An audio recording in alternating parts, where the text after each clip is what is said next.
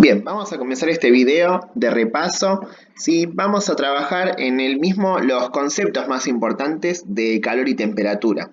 La idea de este video es simplemente limitarnos a los contenidos prioritarios de esta unidad. ¿Sí? En este video vamos a trabajar solamente lo conceptual, que es quizás lo más importante de este tema, es decir, las ideas principales, las definiciones, y vamos a dejar de lado la parte de la ejercitación, que por ahí en forma virtual se puede llegar a complicar un poco más, así que vamos a tratar de limitarnos meramente a lo conceptual, es decir, a las definiciones, como dije recién, y a las ideas principales de este tema de calor y temperatura.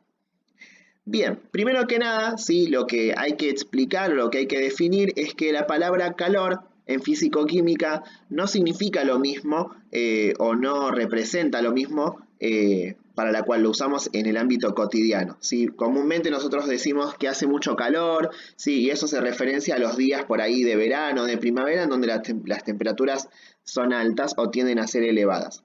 En realidad, en física, ¿sí? El proceso de calor, ¿sí? La definición correcta sería que es un proceso en el cual hay un intercambio de energía, un intercambio energético entre dos objetos, dos cuerpos o dos sistemas que se encuentran a diferente temperatura, ¿sí? Estos objetos que están a diferente temperatura van entonces a intercambiar energía. Y eso entonces es la definición del concepto de calor.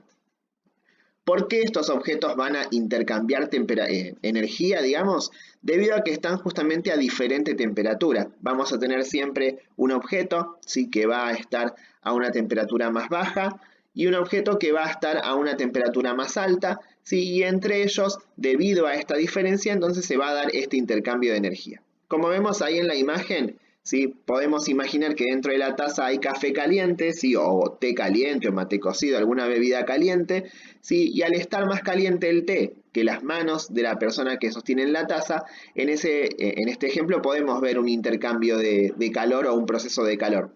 La taza que está a mayor temperatura entrega energía a las manos de la persona que sostiene la taza que está a menor temperatura. Ese entonces sería, digamos, el concepto más importante de esta unidad, que es el concepto de calor, ¿sí?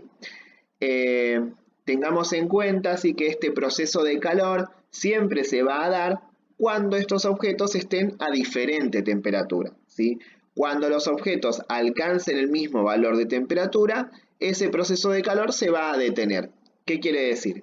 Si esta persona, no sé, se va al baño y se olvida la taza arriba de la mesa, al pasar el tiempo la taza va a perder energía, ¿sí? Y va a quedar a la temperatura ambiente. Bueno, en ese momento en particular decimos que el proceso de calor se terminó, porque justamente la taza, la mesa o las manos de la persona van a estar a la misma temperatura y ya no va a haber un intercambio de energía debido justamente a que esta diferencia no existe.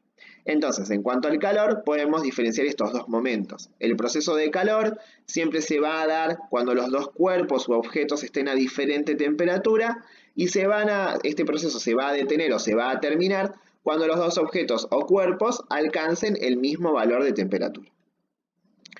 Ahora bien, para poder medir esta temperatura, nosotros hacemos uso de un instrumento muy conocido que es el termómetro, ¿sí?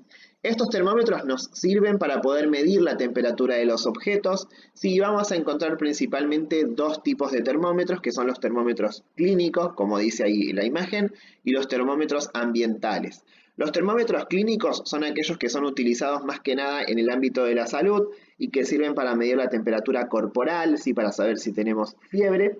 Y los termómetros ambientales, sí, son los termómetros que usamos, por ejemplo, en las industrias, para medir, por ejemplo, las temperaturas de los hornos o la temperatura del horno de casa cuando hacemos una torta, la temperatura por ejemplo, del ambiente. Si yo tengo un termómetro en la pared, puedo utilizarlo, por ejemplo, para medir qué tan calentito está el interior de mi casa o qué tan frío está. Si esos termómetros ambientales tienen funciones que no tienen que ver con el ámbito de la salud, sino que sirven para medir otro tipo de situaciones, como dije recién, procesos industriales, ¿sí?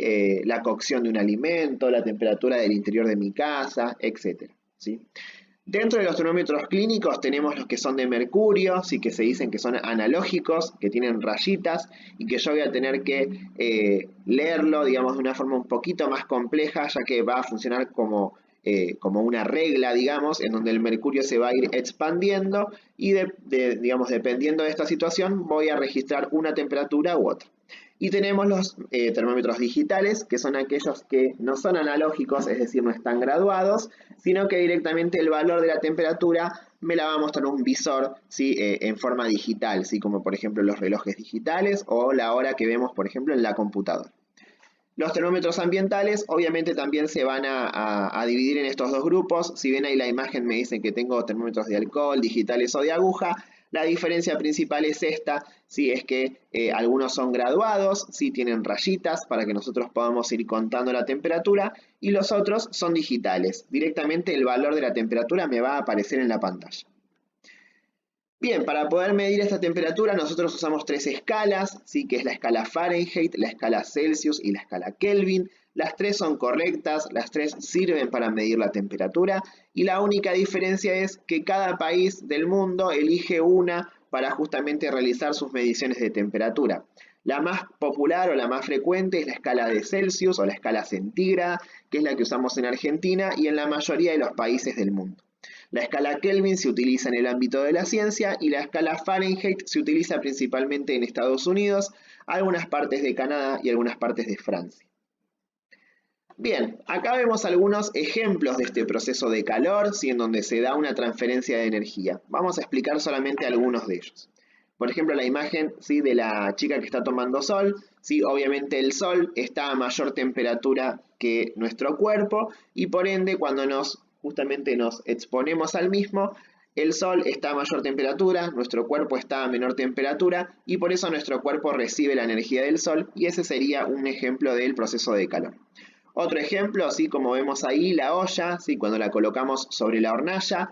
Bueno, la olla generalmente tiene, por ejemplo, agua para hacer los fideos que está fría o que está a temperatura ambiente, y la hornalla, sí, que está justamente encendida, quemando combustible, entrega calor a la misma para que justamente se eleve la temperatura. Lo mismo pasa, por ejemplo, con un bloque de hielo, con la luz de un reflector o con la imagen ahí que vemos al final de la casa, así con la familia reunida frente al televisor, en donde hay una estufa que calienta el aire, y ese aire, como está más caliente que los cuerpos de los integrantes de esta familia, ¿sí? Nada, el aire entrega la energía a los cuerpos de la familia y justamente se da también el proceso de calor. Es decir, que en todas estas imágenes hay un objeto que está más frío, un objeto que está más caliente, y debido a esta situación se da entonces el proceso de calor. Estos serían los conceptos más importantes de la unidad, ¿sí?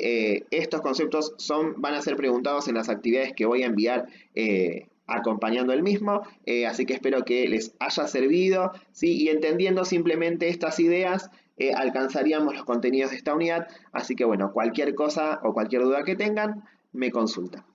Hasta luego.